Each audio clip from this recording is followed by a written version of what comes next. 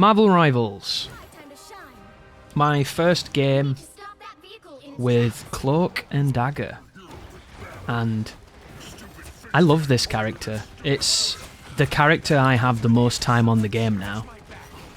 As I try to support my friend on the turret there, which I don't even know if that works. But I was definitely having a go to see if it would. This is taken from my second session on the game. This is very early, as you can tell.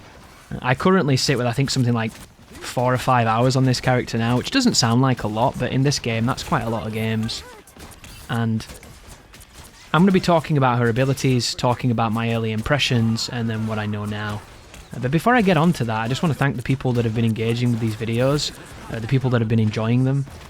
Somebody said that it feels like Battlefront 2 again, and I couldn't agree more with that sentiment, because it's how it feels to me.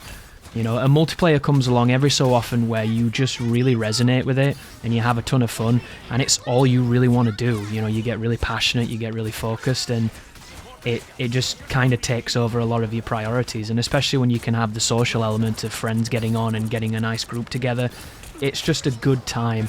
And this game is free. This game is free, and it's not being assassinated by the media for loot boxes that were never in the game. And it stands a chance of really thriving and having a really good life. And even though it's super derivative and people are angry about that and it doesn't run very well and it has incredibly disgusting SBMM in a mode that really should be casual and random, it's still, in spite of those things, the most fun game I played in 2024. And what I'm going to be doing coverage-wise, as you've seen, is I'm showing you my first real engagements with the characters so you can see where I start. And then the next time you see the characters, you'll see it from a bit further on where I've used them a lot more and I know a bit more, and so do my opponents. Some of them might be a bit more competitive, some of them might just be like ridiculous damage or numbers or healing or whatever it might be. But fundamentally, they will be different to these gameplays. And speaking of different, so I didn't really understand Cloak and Dagger's ultimate for a long time. So one of the really cool things about this character is that it's 2 characters in one that can at any moment swap between. Oh, look at that, I've got one of Rocket's boosts and I've not noticed. How interesting. That's very powerful, that as well. Interesting though, do you have to hold it? Because you can see that I'm jumping, but it's not using it. I wonder if you have to do it twice. Maybe it's like a double jump. So if you don't know, guys, that module that's on the ground there that's helping the Punisher, when Rocket does that with the revive system, it throws out armor pieces. There, I did it just then. And it throws out jumps. And you can give characters that don't have good jumps really, really good jumps, and they can use it as a consumable. So it's a super useful aspect of Rocket, and people sleep on Rocket a bit, I think, because he's not as strong as some of the other meta healers. But Cloak and Dagger has two completely different movesets. The girl you're watching right now is Dagger, and she is the healing-focused character. Her main attack has a tracking feature, and it bounces around and it heals your team and it hurts the enemies, so you can kind of do a bit of both. Something to know about this is when you heal somebody, it has a bit of a radius effect on it, so if you stand close to them when you heal, you'll heal yourself, which is really good. She also has that wall that I just fired. That wall will heal people that it hits. And you'll notice I just put the bubble on the ground just then. If your team step into that bubble, they will be healed as well, but it will also heal you. And I am a little bit selfish when I'm on Dagger. I do use that bubble on my feet a lot.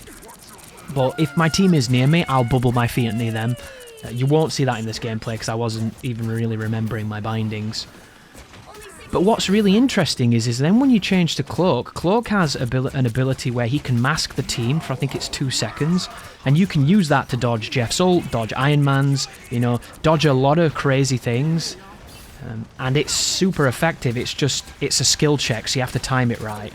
And when you use it yourself, you go invisible and invincible, so you can use it to get out of dodge, and it cools down pretty quickly too.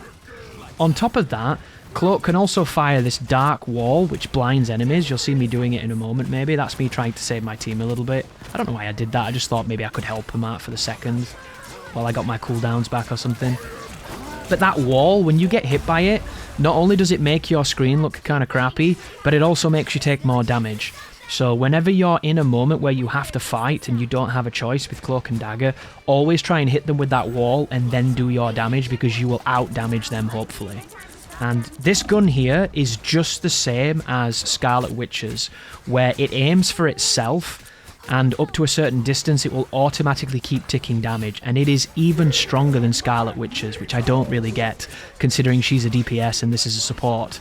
So Cloak can do a lot of damage if you're aggressive with them and you use them at the right time, and I love to support my tanks, support my DPS every so often with this character. Like, Magneto bubbled then, so I knew he was okay, and I could go in and try and put some damage on, and we killed the group because of it. And then this move, the ultimate, is really, really interesting. And what I was doing with it at this moment is, as I was using it as area of denial, I thought the best way to get, value from it was to put it on the enemies and force them back. And I knew if my team stepped on it, it seemed to heal my team and it hurt them. So I was just using it. I'd get in, I'd drop it in front of them, and then I'd get away. And that's how I played with it. That's a mistake, ladies and gentlemen. Because if you stand in that, it heals you. If you stack those strips of that super on top of itself, it heals you at a rate that people can't even kill. Like Punisher in his ult on headshots can't kill you because your life's ticking up like 200 every second. He just cannot do anything. And once I figured that out, I was able then to use it when we really needed it to shut down moments and stand there and hold the ground and hold the objective, or like eat an ult and still be there. And then tell my team, get on it now, and hopefully together we can make a stand. And then I can use it for denial. I can also use it to be stubborn. I can use it to heal. I can use it to attack. And it really opened my eyes on just how good it was. And right here I'm low on HP, but I'm not doing the right things. I should be going in there and grabbing the health. And sadly one of my teammates died as I'm trying to hit them. And you'll notice because they got the checkpoint, it moved up their spawn. And we're a little bit overextended here. But I can only do so much, and Storm is way too far. But they're not seeing her, so they're getting away with it. But I'm going to back up. Hopefully the staggering on our team's not too long. And Bushka, I use this to stop them again, hopefully. I try and get back on myself. I'm going to float up here, potentially. Oh no, I didn't do it. There's me doing it again with the masking. And you can hear all those hit markers doing what they do. But I think I put a short up on YouTube where an Iron Fist is attacking me with Cloak. And I just kind of stand my ground, and I just out-damage him. And a lot of people are complaining about Iron Fist because they think he's the most busted character in the game. And in a skilled player's hands, he has a busted kit, but for a lot of situations, he's not that great. And that video only exists because I used my ult, and I could stand there and get the heal. So it's super important.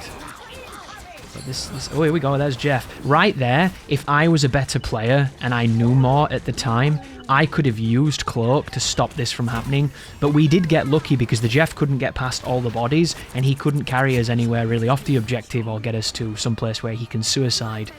Which, if you don't know, guys, if you're Rocket Raccoon, as Jeff suicides, if you dash upwards and you spam it, you can survive. Rocket is the only person who does not have to take the suicide. And it's very, very useful too. Because if you guys know what Jeff's like, Jeff is an absolute menace in this game, and I just don't understand it personally, and I'm hoping that in Season 1 he gets adjusted. But there we go, ladies and gentlemen, my first time as Cloak and Dagger. A little bit better than my first time as Luna, where I wasn't even healing with her main gun because I didn't realise it could, and I played her like a DPS, but I'll let you decide. Thank you for watching, and you take care now.